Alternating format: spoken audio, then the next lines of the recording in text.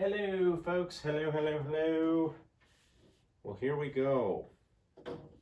All right. So, first things first, I hope everybody got a chance to watch the draft. Some good players were picked up, and so we hope that the right teams win this year, not the loser Chiefs. But yeah, there we go, Raider Nation, baby. Okay, so if you did not get a chance to watch that, it was a 3-day event, Thursday, Friday, and Saturday. So go ahead and watch it all 3 days. If you're not a football fan, well, it's time to become one because we got to get that season started. They are now the Las Vegas Raiders. Woo! Okay, folks. What do we got? What do we got? What do we got? Oh my goodness. This week and next week are the final 2 lectures for this semester. Your paper and presentations are due in, I think, like 10 days, the 6th of May by 11:59 p.m. Okay, get them uploaded by then, 11:59 p.m. on May 6th. Okay, I will not take anything that's after that. So get it done. You've got plenty of time. You've had plenty of time. So get it done, get it done, get it done. Okay. Don't give me any sob stories on May 8th or May 10th or something else, okay? Get it done by then. All right, folks, but 2 weeks, oh my goodness, this semester is flying by, flying by. And we are almost done with the Middle Ages. And we're gonna be wrapping up with the Middle Ages today, as a matter of fact. And here we go. Okay, folks, so your guiding question is, how did the Black Death lead to a slow shift away from theology to humanity in the search for answers? Okay, so how did the Black Death lead to a slow shift away from theology to humanity in the search for answers? Now, the key to this, the key to understanding this, and you will understand that either by the end of this lecture or but most definitely by the end of the next one, is the word humanity, right? We've already kind of seen that this semester. Humanitatis, right? The humanities. What the heck does humanity mean? Does it just mean like the nice benevolent thing that we, when we hear that word, like, be humane, it's very human of him. No, it means a little bit something different, okay? What does it mean to be a human? And we're going to be talking about that, okay? And you understand that, remember, theology is, well, everything to do with religion, religiosity, and we've gotten a lot of that since the fall of the Romans in this class. Okay, so how did the Black Death lead to a slow shift away from theology to humanity and as such faranzas? Okay, all right, folks. So let's get going. Geez, where do we pick up here? Okay, well, let's start answering this question. So last week we talked about how leading up to the 13th century, things were going pretty well in comparison to how they had been for centuries. If you were a peasant. Now, remember, the life of a peasant, even in the year 1300, was not like it is now. Okay, there was still a lot of lawlessness. There was still a search for identity. There was still this, if you were on the bottom, well, there was a 99.99999 whatever percent chance that you were going to stay at the bottom, that you were born a peasant, you'd live a peasant, you'd die a peasant. But by the time we get to the year 1300, remember, things are changing, especially in Western Europe.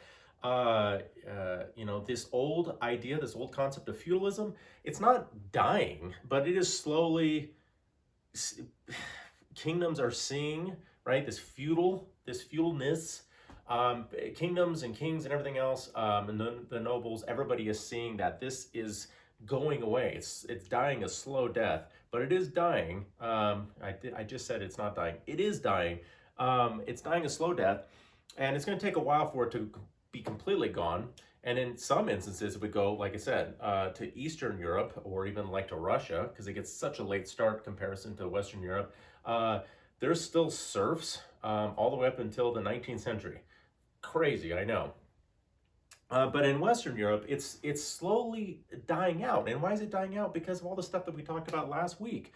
That you're getting the rise of a market economy. That all parts, because now we have these actual kingdoms, right? Not just, a noble in charge of a region, but we get these kingdoms, and they realize the name of the game, folks, is about money. That if you don't have money, you can't do anything. If you don't have money, you can't fight wars. You can't fight wars to expand your empire or your kingdom. You can't build armies, because we're going to slowly start getting to that by the 1600s, things like that, where you have like actual armies, not just like, hey, hey Duke, I need some of your men. But we're seeing by the time you get to the year 1300 that things are definitely changing in Western Europe. That this market economy, like right at the very bottom, people are growing things. Okay, the vast majority of people are still farmers. They're still living out on the sticks, and they're still growing food the way their fathers had, and going all the way back until they can't even remember when. And but then what happens? That food has to go somewhere, and it's being gobbled up in large part by these urban centers, these cities. And we saw last week how these cities are starting to grow. They're starting to get back up there. They're not going to reach levels like Rome had, which is amazing in itself, at 1300 or whatever, give or take 1,000 years after the fall of the Roman Empire.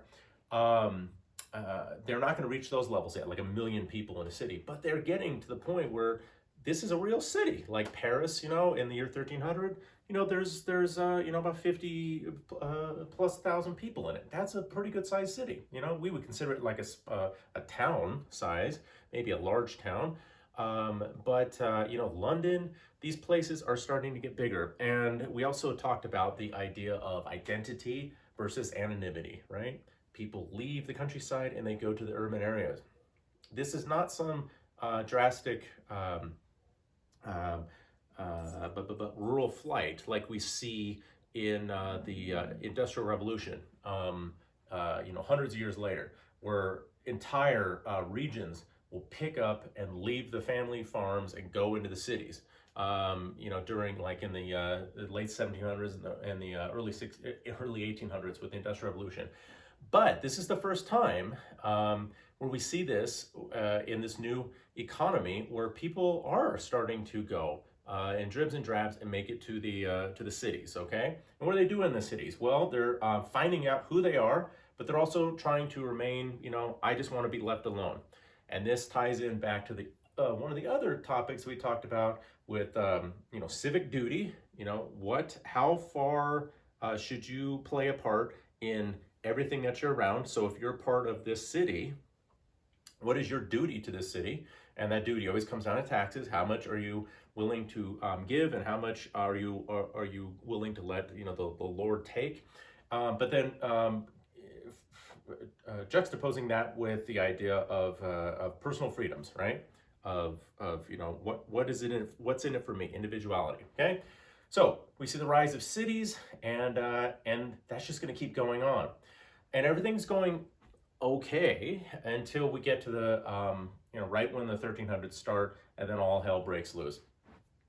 And we saw a couple different things that happen, right? So number one, you get something all these things are totally out of the purview and totally out of the control of these people. There's no way, even now, we wouldn't be able to stop them. We might be able to mitigate them, as you're seeing now, but we wouldn't be able to stop them from happening. The technology just isn't there yet. And then one of those things is we saw that it was natural climate change with the little ice age that lasted for a distinct period of time. That helps ruin crops, everything else. It leads to the Great Famine that lasts about 7 years. We see instances of cannibalism. We see people that are malnourished, and malnourished people are weak and they're more susceptible to disease. So we see a huge drop in population. We see a continuation of, a beginning, starting of what we would call, remember, the 100 Years' War between England and France, because no amount of death and slaughter and disease is going to stop these two countries from killing each other and adding to the death tallies. So they're rampaging across the land in France, and we see the rise of people like Joan of Arc, that get put into the national consciousness. But then the biggest one, by the time we get to the year 1347, we see the big bomb that hits, boom, all over Europe, and nobody can get away from it. It is laid waste to every group that it has encountered. It originates in Asia. It spreads through the yes, my dog just got up from a nap. It spreads through the trade routes, and it eventually makes it to Europe in the year 1347, and that is the bubonic plague, right? Or the Black Death.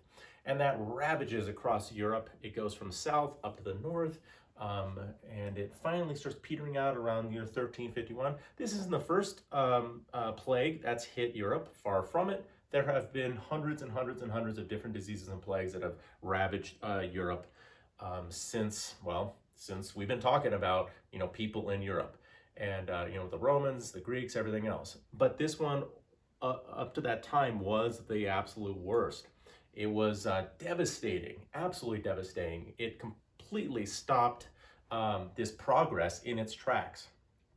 It smashed the door in the face of opportunity. It smashed the door in the face of that progress.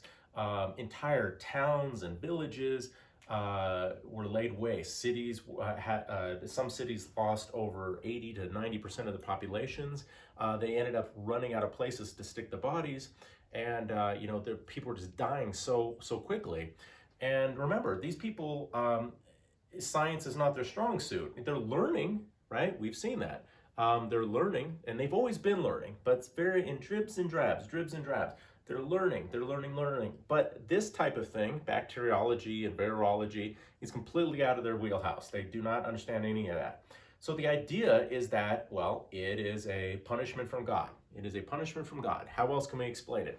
And so who do they turn to both administer to it, to fix it, but also to try and ask questions to, and that is the church. Why is this happening? Why are these people dying? Because remember, this disease was so ravaging, so deadly, that it was extremely contagious, and people literally shunned other people they'd known forever, even own family members. They were dealing with this problem, and you would get infected. You would, that very first day, you'd come down with it, as you saw in the drawings that you looked at, and if you made it a week, you were doing okay. After about a week, if you didn't die, it was a pretty good bet that you weren't going to die from it, that your body had fought it off. But for the most part, for tens of millions of people, they did not fight it off. There was no treatments for it. It was basically to add comfort to the dying. Most people died within 3 to 5 days. It was a painful, awful, miserable way to go, and that's what happened to them. And it was a very, very terrible thing.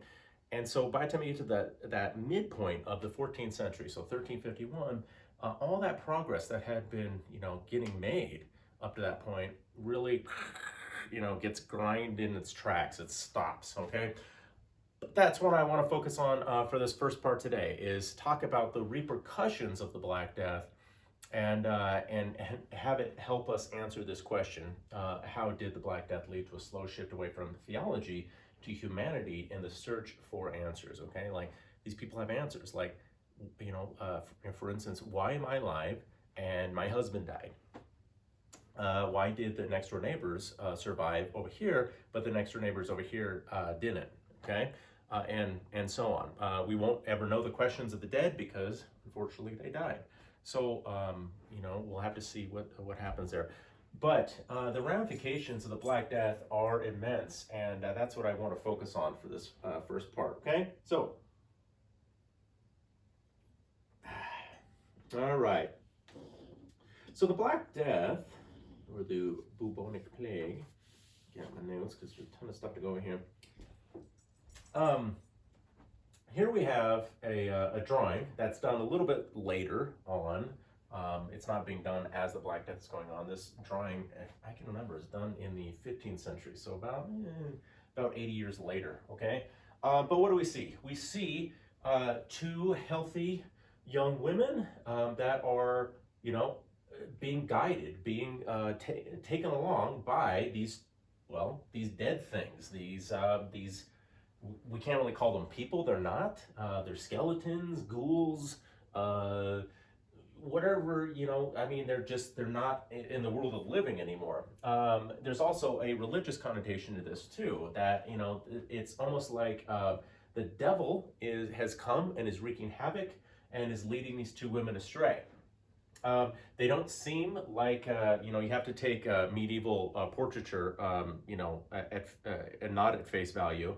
But we can deduce from their faces that they don't seem especially frightened. It's almost like they're going willingly with these two specters, with these two creepy characters. Okay, so what were the repercussions of the Black Death, and how did the Black Death really change once again, that word, identity of Europe and of the modern age? Okay, so number one, obviously, there was a huge loss of life, both in people and in animals. The Black Death was a very strange virus, disease. No, it wasn't a virus because it was caused by the bacteria, but a very strange disease, in that oftentimes, something like a disease might originate with animals and then mutate at some point and enter the human population, or vice versa.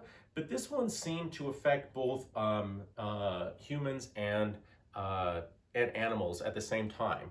So not only were obviously people affected greatly, but animals were too. And remember what we talked about last week, that these people were surrounded by animals. There is literally no person that lives at that time that is not in direct contact with what we would call domesticated animals or farm animals, okay?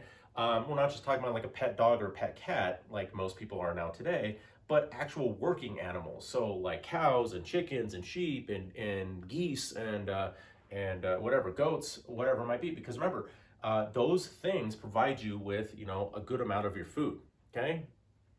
And so it's also affecting animals as well, and animals are dropping dead. And as we talked about, there's no social safety nets really in place for these people. So if like some awful tragedy happens, you can't go to the state, can't go to the king and say, please help us and pay for us for the next 6 months until we get back on our feet.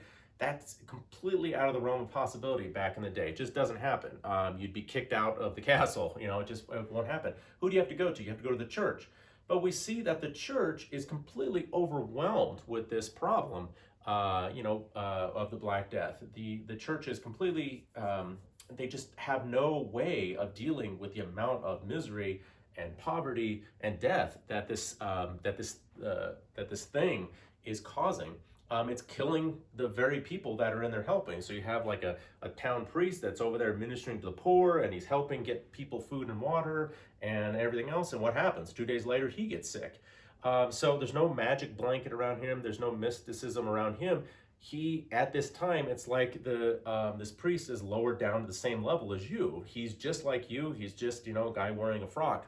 And he dies as well too, or a nun, or whatever it might be. So the only people that are in a position, the only organization that's in a position to help the poor and to help with this, are the church, for the most part, are completely overwhelmed. Now, we saw last week, we were talking about the guild systems. The guilds in these major cities had benevolent societies. They would offer help to the poor and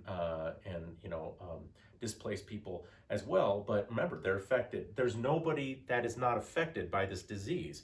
And so they are no longer at a position that they can help either, because they're trying to weather the storm as well. And plus, they're just because they are part of this new middle class, this new secondary class of people that are slowly coming up in the world, they're not immune from the disease either. So they're suffering just as much, okay? We're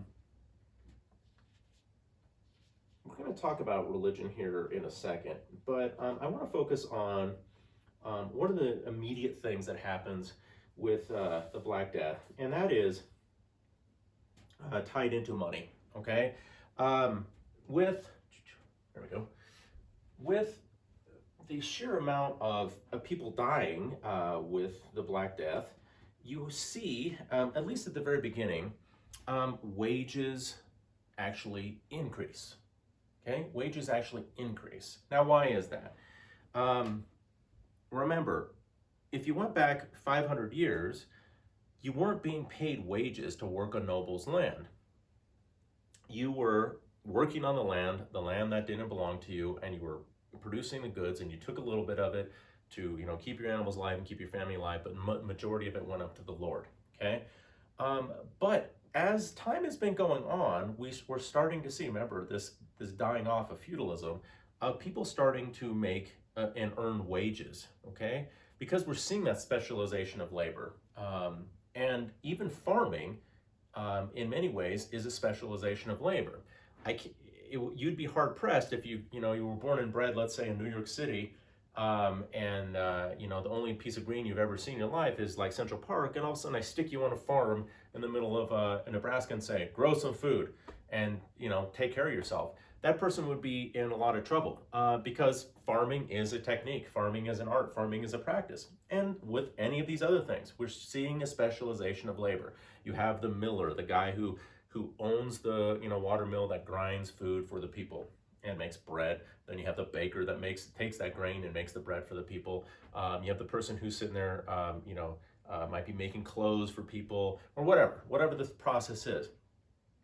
You started to see the slow rise of a trade economy, or excuse me, a wage economy, where people are actually getting paid now. It wasn't just like do this or die. It was do this and earn a wage for it. So at the very beginning, when the ravages, as the Black Death has moved on, it's not done, but it's moved on from your vicinity, and everything's been laid to waste.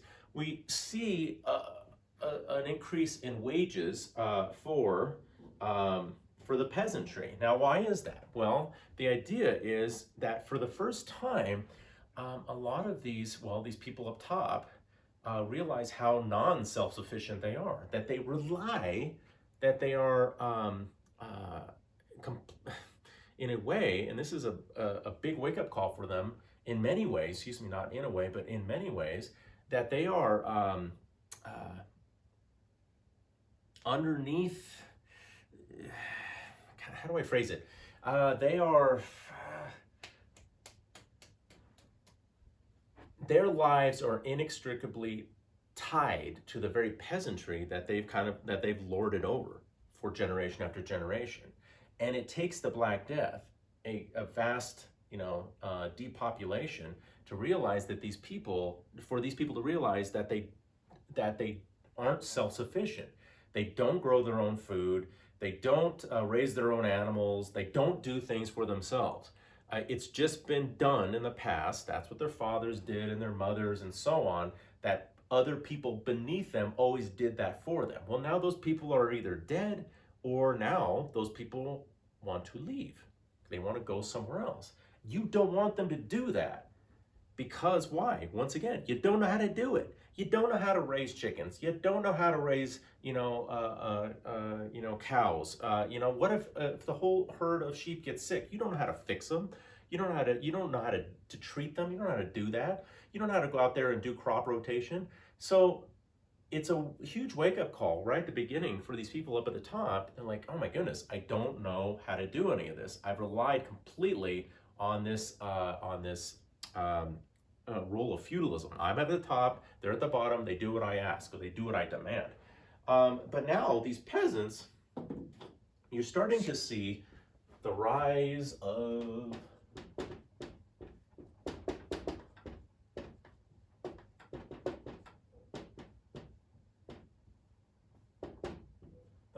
the mobile peasant, okay? The rise of the mobile peasant. For the longest time, generation after generation, peasants were tied to the land. They were stuck where they were born. That was it. They didn't go somewhere. The furthest you might travel is a couple miles down to the next village for the local fair or something like that. You didn't take big, trips, 40 miles somewhere. You just didn't. And that's how it was for years and years and years and years. But now with the Black Death has taken all of these people's society, lifted up and went and dumped it out, and then there's pieces all over the place, and then the people are like, okay, how do we pick these pieces up? How do we fix this? Okay, So we get the rise of the mobile peasant. The people that have survived, the people that know how to do stuff, as opposed to the people who just sit, around up here and don't do anything, they figure out very quickly, ooh, I can just take off. Who's going to stop me? There's other places to go. I could go to the city, and it's not like the cities are some, safe haven. The cities have been wiped out too, but now I can go. This is a new opportunity. I don't have to stay in this place anymore. I don't have to be beholden to this lord, this noble, for my, whatever. He can either work with me and give me more money and expect to keep me here, or I can take off. And that's what we see. By surviving, it's crazy. By surviving, these peasants and the people that actually do things have vicariously kind of made it to their best point in their history ever. They have something that other people don't have, especially the people at the top, and that is abilities. They know how to do things, they know how to make things, they know how to grow things, whereas these people at the top don't. Because if all these people at the top do is buy things, that's what they do. They order people to make things for them. The people at the bottom make them.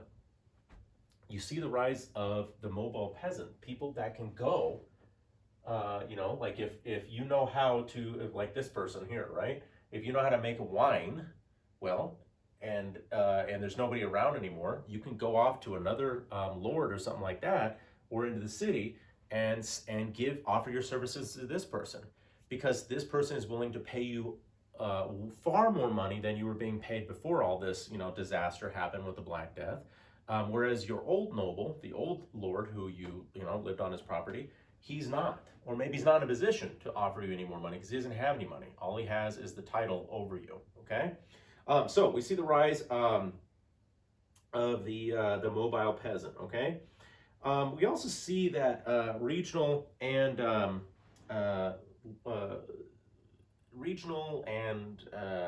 smaller economies are largely wiped out, okay, by this disease. Unfortunately, as we're seeing now, economic expansion grinds to a halt, and people aren't making new businesses. Trade it bottoms out with the Black Death, and shortly after it just falls. It almost comes to a complete stop. Why? Well, because so many people have died. There's nobody to man the ships, and those trade ports were ground zero for where this plague would start in an area and then spread throughout that region. And that's understandable, right? Because it's ground zero. It's where all these people are coming from other places, setting up shop there, trading their goods, and they're infected. And then they spread the infection. Those people buy stuff, they go to wherever they came from, and they spread more infection, and so on. Okay, so we see the local economies and whole regional economies go in the tank. They just fall apart because there's no money being made. Remember, this is the price that you pay for a more advanced progressive society.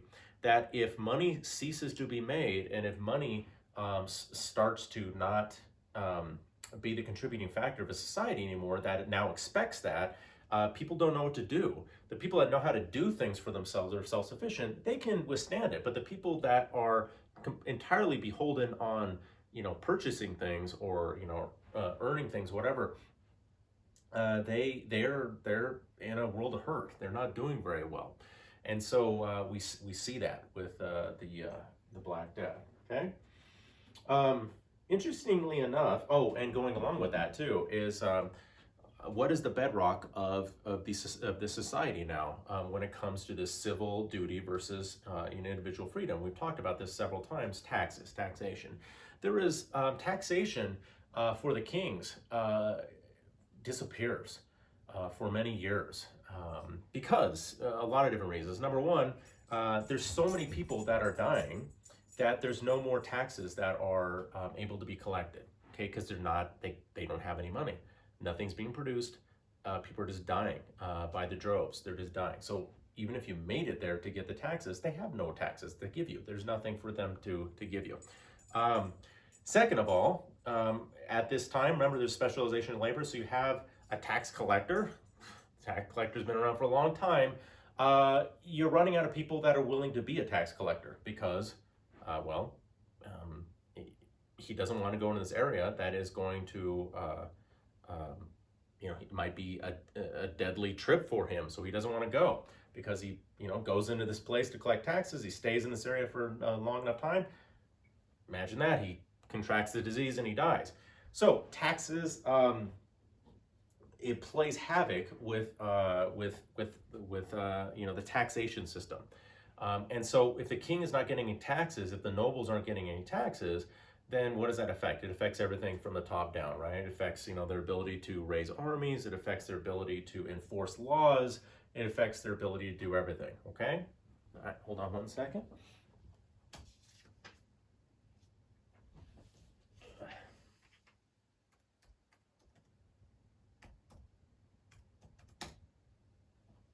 Okay, so the taxation system really starts to fall apart, okay?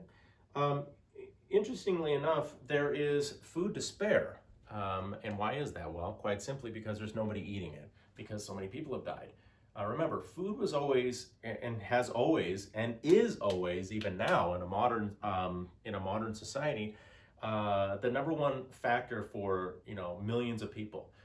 When am I going to get my next meal?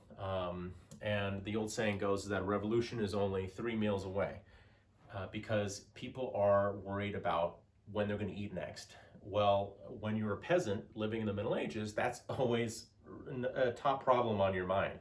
Am I going to have food tomorrow? Am I going to have food, the next day? Living in a modern society, we often take this for granted. There's always food. There's always food, and there's so much food that we just, we throw it away and we waste it. But in the Middle Ages, food was, scarce, right? You were only one drought away or a flood away from not living anymore because you couldn't get any of that food in. But at first, with the Middle Ages, there's plenty of food around. You just have to be able to go out and get it. So if you're a peasant, well, there's the wheat field. It's grown while people have been dying. You go out there, you get the wheat, whatever it might be. But if you're a person up top that's never had to do that in their life, you've never had to go out there and get eggs. You've never had to go, have the animals breed and produce more animals. You've never had to grind your own wheat or make your own bread. You're in a world hurt. And so the nobles, the people at the top, are really struggling during this time, as everybody is as well too. Another thing that's very plentiful at the beginning is land. And this is a first in European history, because we've talked about this before, that land is so scarce. Land is the thing that these empires with the Romans and these kings have been fighting for generation after generation. More land, because there's just not that much. And it's all been taken up by somebody. Somebody has laid claim to every piece of land that they found. But in the years right after the Black Death finally starts to peter out, land is plentiful, and it is cheap, because the people that owned it are dead, and the people that maybe controlled it, well, they're not controlling it anymore. And so all of a sudden, these peasants with more money in their pocket and the ones that have survived can now go out there and start buying their own land. And it's pretty amazing transformation in society, okay? And for the first time, many of these landowners, it would have been unheard of 200 years ago for their great-great-grandparents, but now all of a sudden, they're landowners. The land is cheap. The person that owns the land is almost willing to give it away because he wants it sold, and so you can buy it, and now you have this. You still have a lord, an overall regional lord, but you don't have a lord whose land you own, or who owns the land, who you're working for. It's your land. You're now working for yourself. It is your stuff, okay? So at the very beginning, this is all leading to the idea that the peasants are, strangely enough, the ones that have survived are doing okay, Doing okay. All right. Also with the peasantry, their diet starts to expand a little bit more. The animals have survived. Well, they're still around, obviously. And remember, peasants, for the most part, ate a largely vegetarian diet. Um, Based on, they would eat bread and they would eat peas and the pottage, soup type of stuff. They weren't eating T-bone steaks every day. We, like I said, in a modern society, we just take these things for granted, that there's always going to be meat, hamburgers or, hot dogs or, T-bone steaks or ribs or whatever it might be. But when you're a peasant at that time, you're eating largely subsistence food. Right after the Black Death, we see that changes. That starts to change for the first time. That now, since these people have more ability and they have more land and they have more money in their pocket and they've survived, that's the number one thing.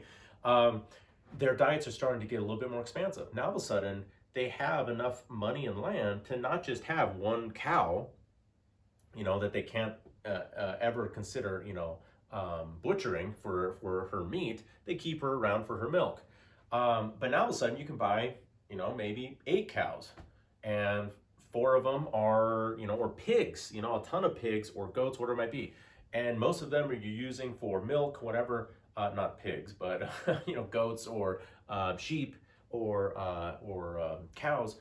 But now all of a sudden you can start getting other animals and just eating them, fattening them up, butchering them at harvest, and now you have food that can be saved. It can be salted and it can be put away and it can last you until the next year when you raise some more animals, okay?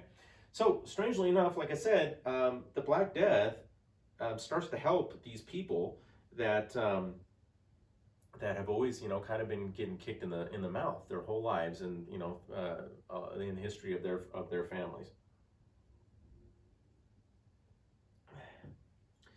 One of the ideas when we see that with the mobile peasant, and also that the nobles, this is seen all around in all society, that the nobles are really struggling, is this idea that there's been this idea ever since the fall of the Romans, that there's people above me and they are better than me. They are I can't explain it. It's just that's how it's always been. Their father was better than my father. Their grandfather is better than my grandfather by virtue of who they were, whatever family they're born into. But now you see, and these people start to see for the first time, all aspects of society see this, that there starts to be a melding of this understanding. There's not so much of a delineation now. There's kind of a gray area that, what makes this person better than me? Because he's the count of whatever, or he's the, sir whatever. Well, that's all he has over me as a title. And that was good for a long time to show that he was better than me. I'd have to take my cap off to him and respond to his orders. I still have to do that because custom dictates it. But for the first time, all these aspects of society are saying that, I'm a human, I'm a man, right? I'm a person, just like he is. The old saying, he gets up and he puts his boots on, one boot at a time, just like me. He is susceptible to the same diseases. He is susceptible to hunger, to thirst, whatever it might be. Just because he's a noble doesn't make him some sort of immortal, some sort of, one of God's chosen or something like that. And so we start to see this little bit of a shift in the thinking and the mentality of these people. Now, this isn't some grand revolution where all of a sudden they're all like, burning down the estates of like the nobles and saying, down with the nobles. No, that's not going to come for a long time. But we're starting to see this idea that, hey, I am, he's just like me. He was born in one way and I was born one way. But right now we're kind of equal because he doesn't know how to do much and I do. Okay. All right. We saw also that there was we saw also that there was, with the rise of these centralized authorities, right, these kingdoms where the king is, gives out the law, then spreads it out, this identity of a kingdom, whatever it might be, that, law and order was starting to take hold. The king's law was law. You didn't challenge it, you didn't fight against it. And if you did, the repercussions of that, the consequences were swift and often deadly and final, as we see. You know, if you did something the king said don't do, you know, you could be subject to mutilation or banishment, or, you know, capital punishment. And those were for, you know, could be very small infractions for a peasant, you know, like if you stole a noble's horse or something like that, you could, you know, be subject to, you know, to hanging. It didn't matter if you were a kid or not. And we saw with coming up to the 1300s that this had, really solidified. This was in place. But now with the Black Death, and so many people are dying, especially those people, those law enforcement people, the people that are enforcing the king's laws, that starts to go away. And for a short period of time, it almost seems like we're going back, you know, a couple hundred years before, where you have roving warlords and everything else, people that are kind of just taking matters in their own hands and doing their stuff. It will eventually go back, and the king will take control and everything else. But right at the beginning, we see a breakdown in law and order, because there's no one there to tell you no. There's no one there to stop you from doing what you want to do if you've survived. You're one of the lucky ones, okay? And you use that luck, that survival, with like, well, maybe I'm gonna enrich myself. I'm gonna do what I need to do for me, even if that means taking from others. Okay. All right. Another amazing change that occurs because of the Black Death is the rise in technology. The new rise in technology, the new rise in how these people are doing stuff. Now, we already saw that as people are moving to the cities. We're getting people are figuring out how to do stuff, how to do it better, how to do it quicker, how to do it so there's more stuff is being produced instead of just, you know, a little bit of time. We won't reach that pinnacle until we get to the Industrial Revolution, way down the road. But at this point, by the time you get to the year 1351, people have kind of got this figured out, and every generation is figuring out new ways and better ways, more proficient ways of doing things. And even with the Black Death, that does not change. Okay, that does not change. The Black Death, and a little bit before that, we start to see the revival and creation of new technologies. Okay, the revival and creation of new technologies, because people are slowly starting to learn that, you know, it doesn't take a rocket scientist to understand that I could sit there with my mortar and pestle and grind some you know, whatever grain. And that's going to take a long time. It'll get done. It's going to take a long time. Or I can stick, you know, hundreds of, you know, bushels of this wheat into a trough where there's a big stone wheel. The stone wheel is connected to a set of gears, and the gears are connected to the outside with a water wheel. And that water is continuously going, right? It doesn't stop. It doesn't take time off. It doesn't go on lunch break. And that grain is being ground into flour, whatever it might be. It doesn't take a rocket scientist to understand that. You get far more production when you use a machine, okay? And so really, in European history, we're seeing an advancement of technology caused by the deaths of so many people that we haven't seen since the Roman times. Now, the Romans weren't coming up with technology because because of the Black Death. They were coming up with technology because they were, you know, very smart, and they were around for a very long time, and they could figure all this out. But a lot of it had gone by the wayside. By the time we get to the 14th century, the 1300s, that technology is coming back, and they're improving upon it, right? They're improving upon it. So for instance, like that, the water wheel, okay, the Romans had developed that. It's being brought back by the 1300s. The Europeans are also using technology like the windmill, okay, that, you know, here's the wind, it's pushing these sails on this. It's the same idea, just like the water mill, except for you're using wind power instead of water power, okay? But they're doing different, they're learning things, okay? They're learning things based off of how to plow, how to plant, okay? See this right here? They're slowly learning that if I chop down every single tree, sure, I have a ton more places to grow my crops, but it just takes one or two generations to figure out that if I chop down every single tree, that eventually,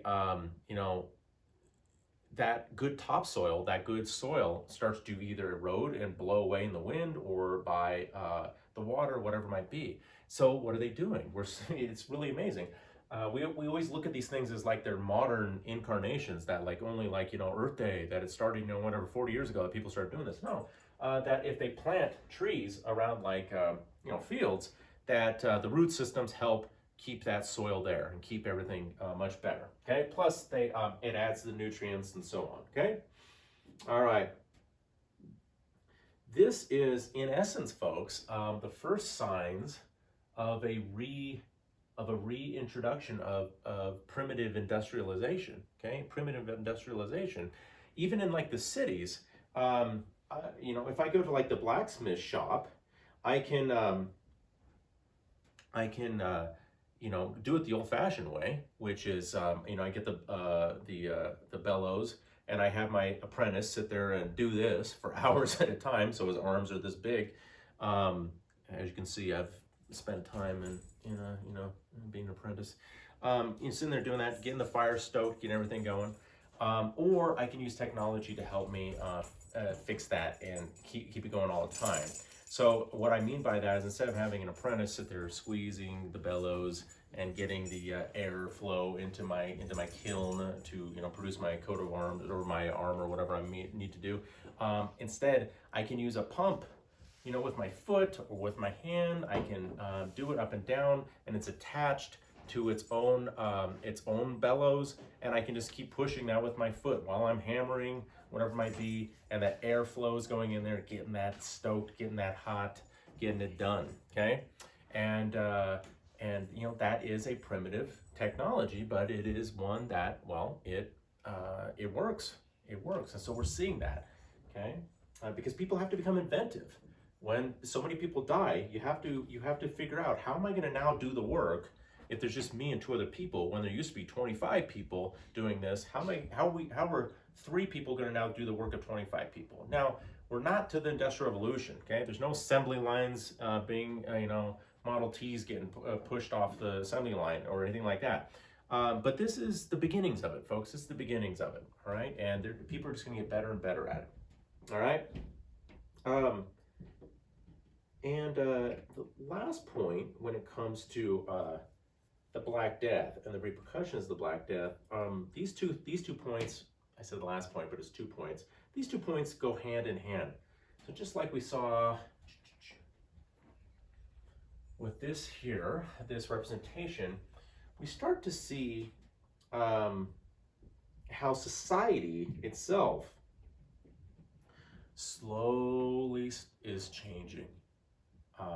They've been changing anyway, because people are just progressing and moving on.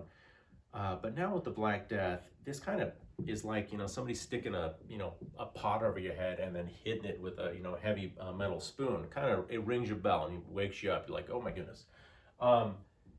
And these 2 points are,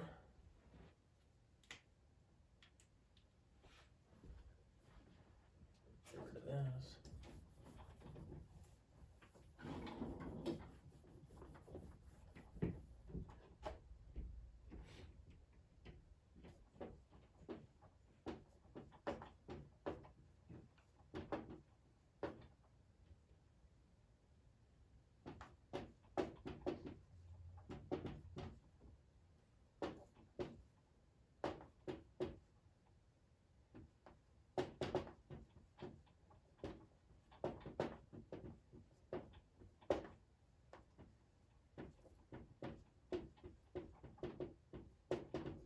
Okay.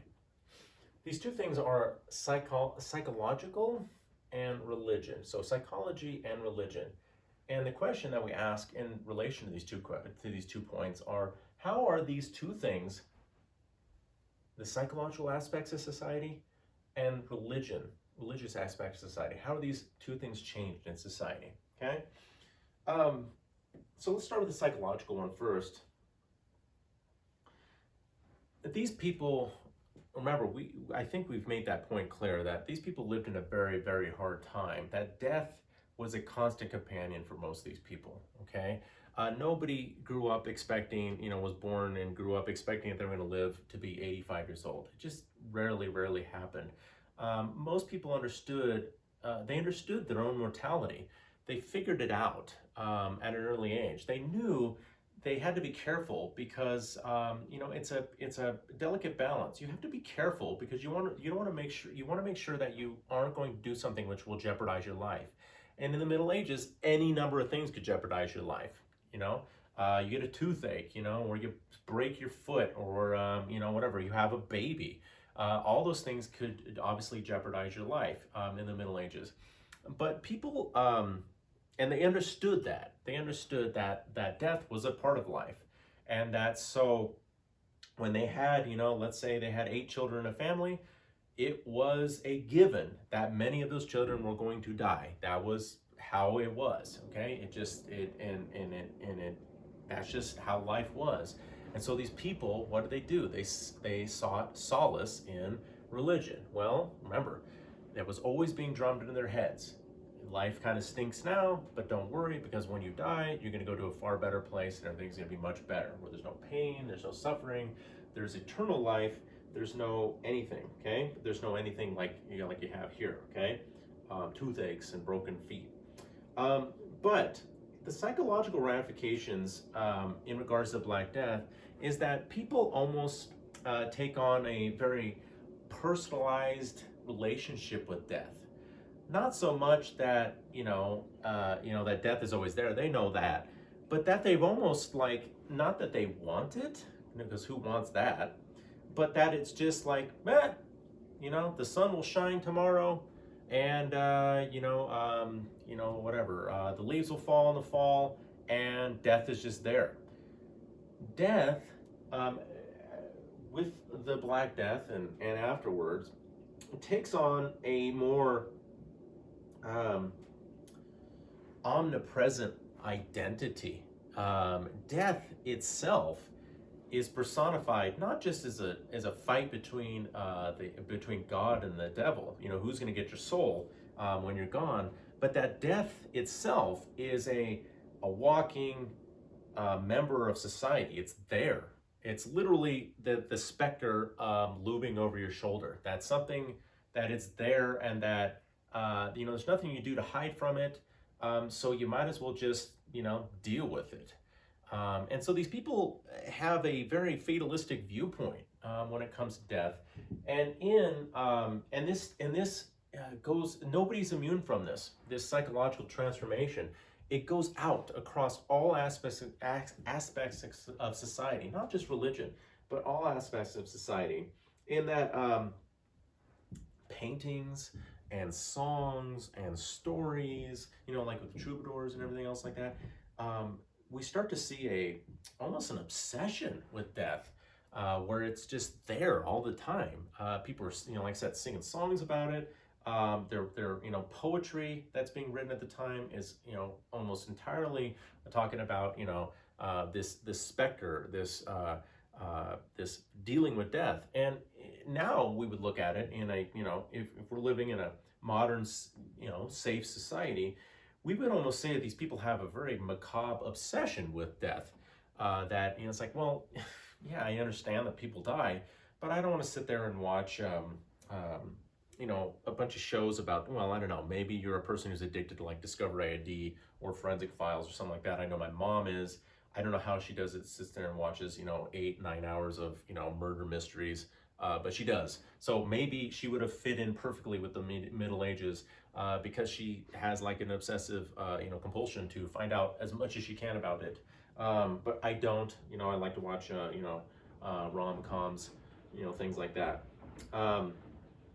But these people have this presence. It permeates all society. Doesn't matter if you're noble, doesn't matter if you're a peasant, doesn't matter if you're this part of this new middle class, if you live in the city, if you live out in the middle of nowhere, if you're a sailor, if you're a winemaker, if you're a farmer, it is all around you, this idea of death. And it just, like I said, these people are, very fatalistic. Well, it could happen, it could, not, and so on, okay?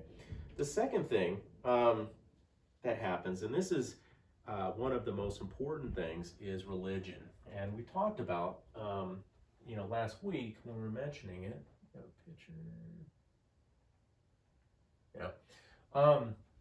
That if you remember, you have been told since you were born to devote your life to God, to be a good Christian, to do as the church says.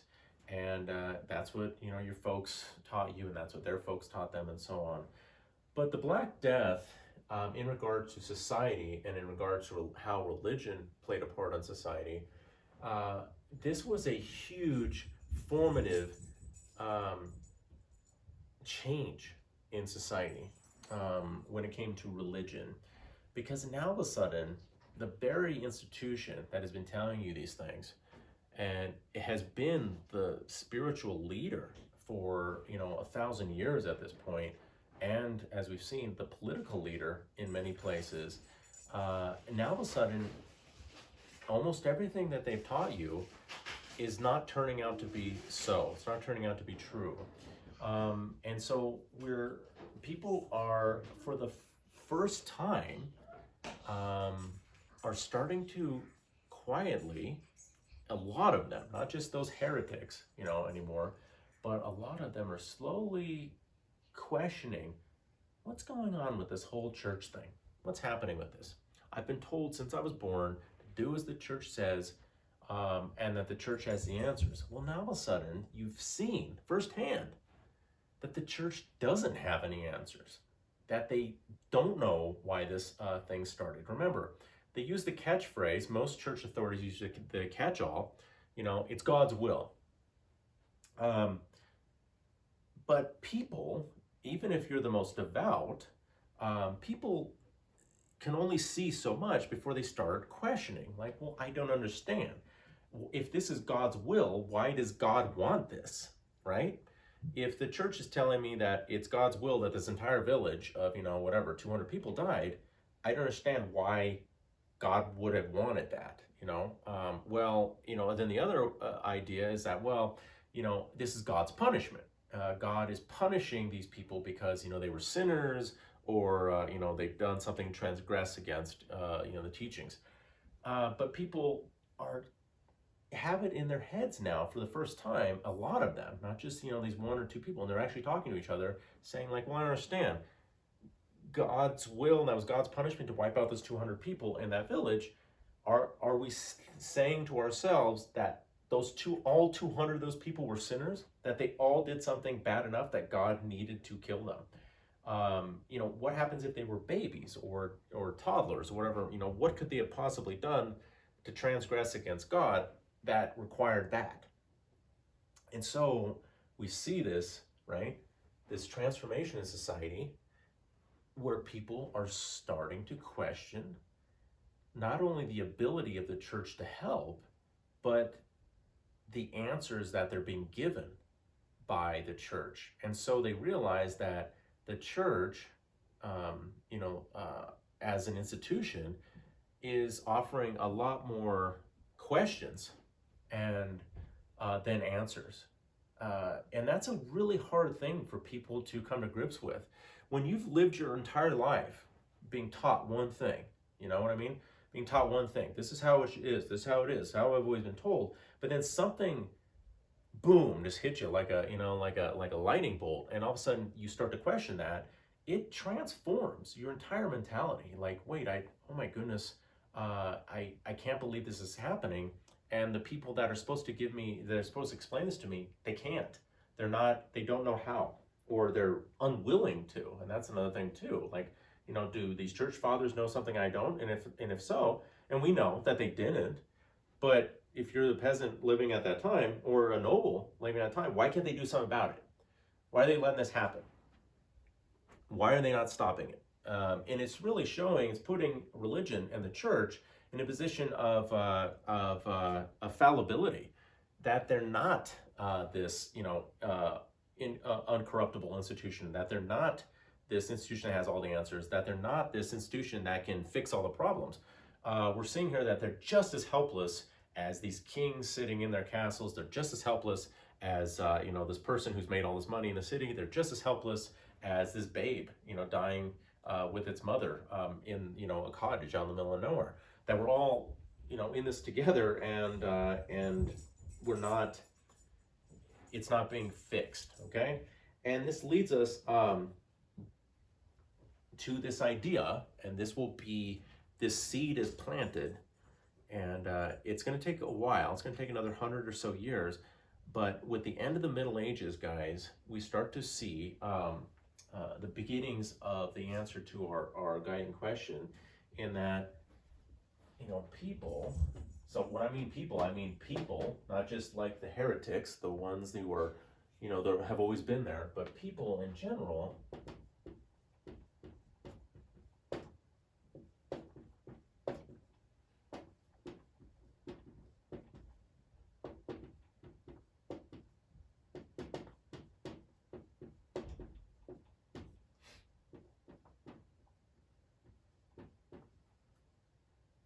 People in general slowly begin to turn to what? That word, humanity, themselves for answers, okay?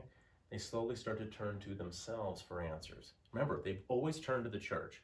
The church has always had the answers. If something happens, it was God's will. That was always the answer. Why did this happen? Because God willed it. Why did this war happen? Because God willed it. Why did this person die? Because God willed it. Well, what happened? Well, whatever. Maybe they were a sinner, and that's why they were punished. But when you see firsthand that the church has no answers for this thing that's happened, we're not talking about like, 2 people died of of smallpox or something, whatever, down the street, but that literally entire cities are again wiped out. The church does not have a way of telling you, okay? We know what's wrong. And when they say we know what's wrong, and then it turns out that what they said was the answer, turns out not to be correct, people are start to slowly begin to look at themselves, at people, at their thoughts and their feelings to try and figure this out, okay? Now, this is once again, these things, these changes take time, okay? In 1351, the millions of people that were still alive didn't all of a sudden turn against the church and say, we hate you, Church of Rome, we don't believe in you anymore. Not the case at all. Not everybody, but the majority of people were still devout Christians, still devout Catholics. They still believed in the supremacy of the Pope in Rome. They still believed in God. They still believed, they weren't running around, they weren't armies of atheists all of a sudden running around. They still believed in God. They still believed in, that was a huge part of their life still. And when their babies were born, they taught them that same thing too, okay? But events and ideas have to start somewhere. Am I saying that the Black Death was the reason why, the authority of the church slowly starts to erode? No. But it was one of the things that helps nudge it along, right? Helps nudge it along, because people are starting to think for themselves. They're starting to think, it doesn't seem like this group has the answers, or their answers are all wrong. Maybe I can think about something. Maybe I can, what do I actually think? As opposed to what this person is telling me to think, okay? All right.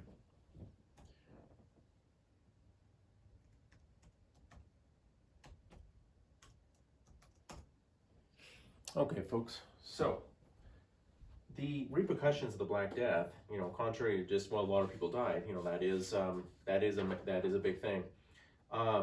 But there is a lot more to it. Okay?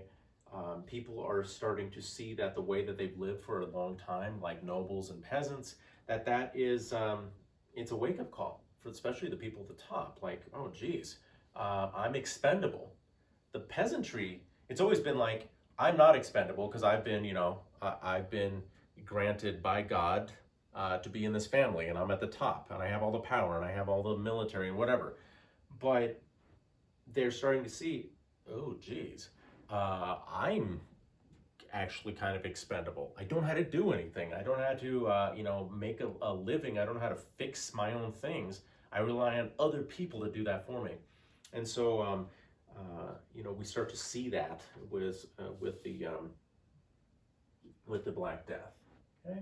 All right. So, jumping ahead really quickly, by the time we get to the year 1500, this is what it looks like in Europe. Okay, so we have France, obviously England, Spain. By the year 1500, Spain is a full kingdom now. It is Spain, not a bunch of little ones. It is a full thing. Here we have this big hodgepodge of nonsense right here as the Holy Roman Empire. And we have this new group here. And as you can see right here, where Constantinople is, there's what is missing from this map, folks. This map these maps that I've been showing you for a long time now. What is missing? What is finally missing from this map in the year 1500 is the Eastern Roman Empire. Okay, so we're going to talk about that really quickly. All right, so oops, get back to where I was doing. Yeah, okay. Remember, the Fourth Crusade back in 1204 was the beginning of the end of the Eastern Romans. They had been around in this city, not founded by, but made great by Constantine the Great 900 years earlier. In the year 1204, it's the first time the city, actually the great city Constantinople falls, okay? In the year 550, underneath Justinian the Great, or Justinian, this is the greatest extent of the Eastern Roman Empire. You know, they took over parts of the West after the West had collapsed. But by the time we get to the year 1450, so 250 years after the Fourth Crusade, 1204, the once mighty Eastern Romans is reduced down to a little bit of Greece and the city itself, okay, and little surrounding areas around the city. So that's by the year 1450, okay? What has happened? Well, like I said, the Fourth Crusade really drives the Eastern Empire into the ground once and for all.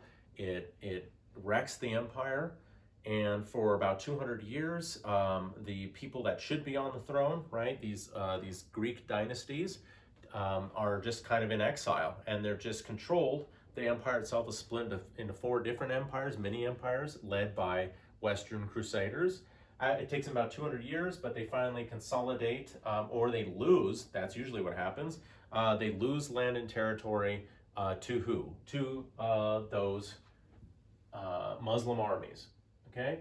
Those Seljuk Turks who give their name to Asia Minor, to modern-day Turkey, they have slowly transitioned into a new group of people called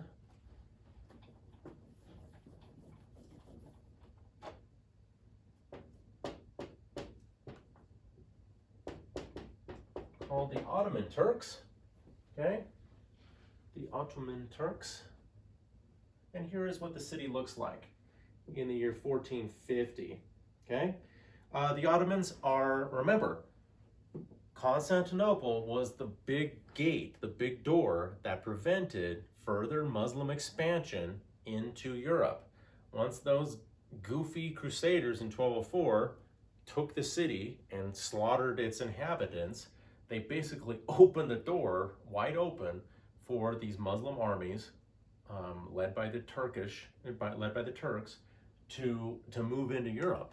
And as you can see, by 1450, the Muslims are as deep into Europe as they first were 800 years or 700 years earlier. Remember when they pushed into the Carolingian Empire all the way in the west? They had been stopped then in 732. And, you know, they made the little excursions and forays into Europe, but they were largely stopped. But with, you know, the stupidity of that Fourth Crusade, that door is kicked open, and the Ottomans have literally bypassed the city and have conquered European states here, European kingdoms, okay? They can't be stopped. The Turks are a huge empire, okay? They control all of North Africa. They slowly spread into southeastern Europe. They spread into what is now Russia and the Ukraine. They make it as far as the gates of Vienna, Austria, all the way up in by the 1600s, and that's where they're stopped again. They've captured all of this, okay? And so what happens is by the time you get to the year 1453, 1452,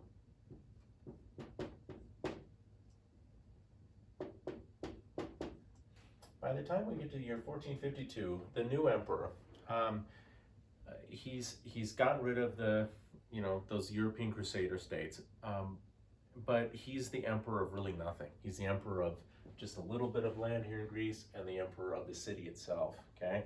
And he's been relegated to going hat in hand, like some kind of pauper, to the kings of Europe, basically begging them, can I have some money? Can you send me some military? That emperor spends the remainder of his days begging French kings and English kings and everybody else, please help us. And these kings are, at this point, by the year 1400, are kind of done with the whole crusading thing. It's been going on for hundreds of years. They're kind of done with it because crusades cost a lot of money and there's not really much to gain from it. So they basically tell him, look, we're sorry. Here's a little bit of money, a little bit of something, but we got our own problems. Wish we could do more. And so he dies, basically doing the best he can for his empire, but it's on its last legs, okay? And then by the time we get to the year 1453, we have the rise of a new emperor in the East, and he will be the last emperor in the East.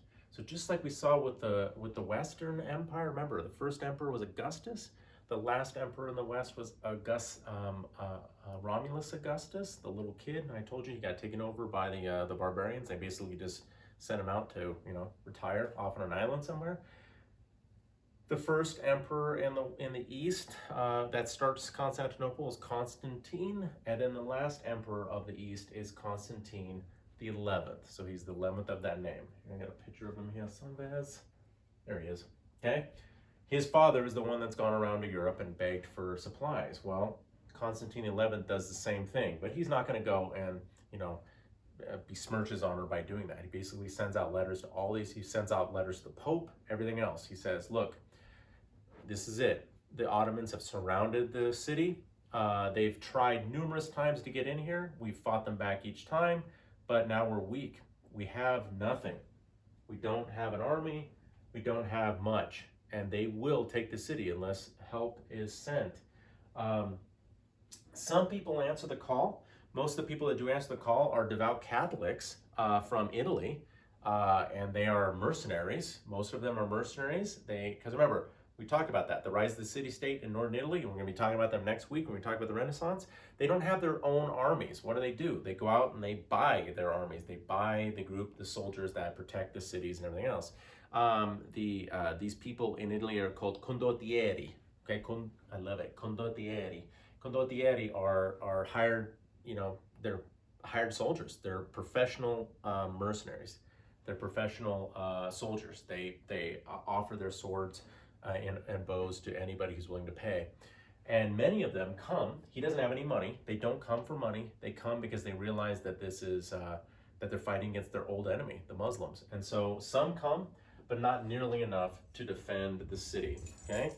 Now, the numerous cities have tried and failed against against Constantinople's walls, okay? There's a three-tiered system of walls around the land walls of Constantinople. Remember, the 1204 Crusade won because they went along the sea walls, the weaker ones, but they've reinforced those, and they've reinforced these as well. And nobody has ever faced these walls using medieval tactics and won, okay? And so that's the one shining thing that Constantine XI has, is history behind him. He basically says, look, nobody's ever been able to come in here and do this. Hold on one second.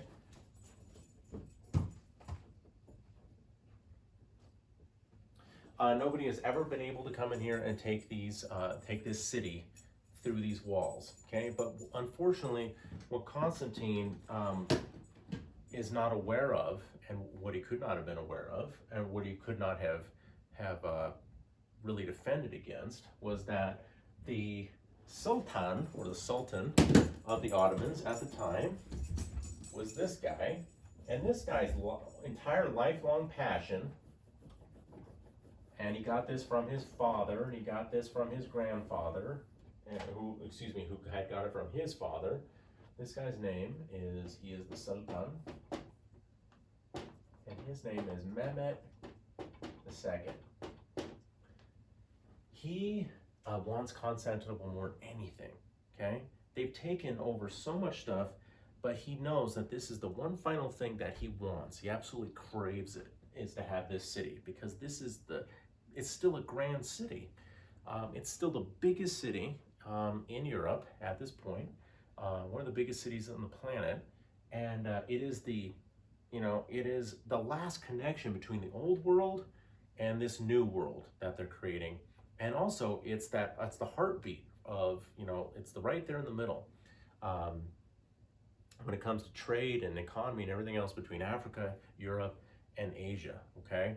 And he wants it. He absolutely wants it. He knows that so many Muslim armies have thrown themselves against the walls, and each time they've been beaten back and beaten back and beaten back. And it always sits there as a reminder of that they're powerful and they've expanded, to a huge area, but they have not gotten back. They have not gotten that great city. But he has a trick up his sleeve, and the trick is that not for the first time. This is not this is not the first time this happens, but this is the first time it happens against Constantinople, and he's going to use a new weapon, and that is